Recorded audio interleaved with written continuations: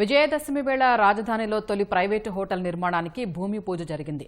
Holiday in పేరుతో 4 నక్షత్రాల hotel నిర్మాణానికి మంజీరా గ్రూప్ చైర్మన్ యోగానంద్ భూమి పూజ నిర్వహించారు.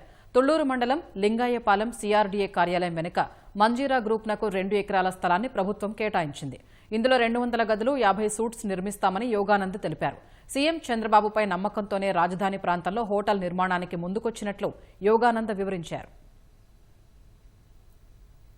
250 కీస్తో hotel కడుతున్నాము.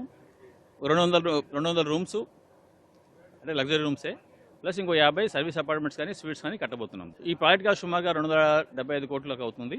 First phase 2.5 phase complete చేసి సెకండ్ ఫేజ్ ఇంకొక 1 year లోపల కంప్లీట్ చేస్తాము. ఫస్ట్ ఫేజ్లో 150 రూమ్స్ కంప్లీట్ చేసే విధంగా మనము ప్లాన్ చేస్తున్నాము.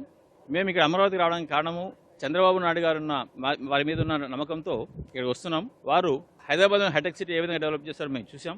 అదే విజన్తో ఇక్కడ ఈ ల్యాండ్ పూల్ చేసి క్యాపిటల్ నిర్మాణం చేయడం, దాని మీద మాకు చాలా, వారి యొక్క కెపాసిటీ మీద మాకు చాలా నమ్మకం ఉన్నది.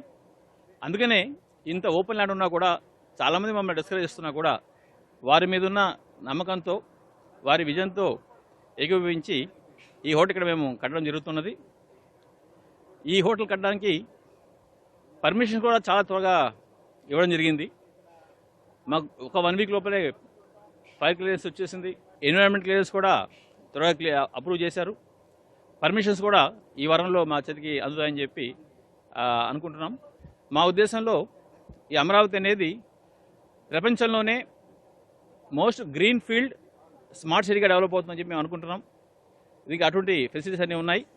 ఈ అమరావతికి నీటి ప్రాబ్లం, ఎప్పటికీ నీటి ప్రాబ్లం ఉండదు. Most of the cities are suffering from water. కానీ ఇక్కడ వాటర్ ప్రాబ్లం ఎప్పటికీ ఉండదు అనేది ఒక ముఖ్యమైన విషయం.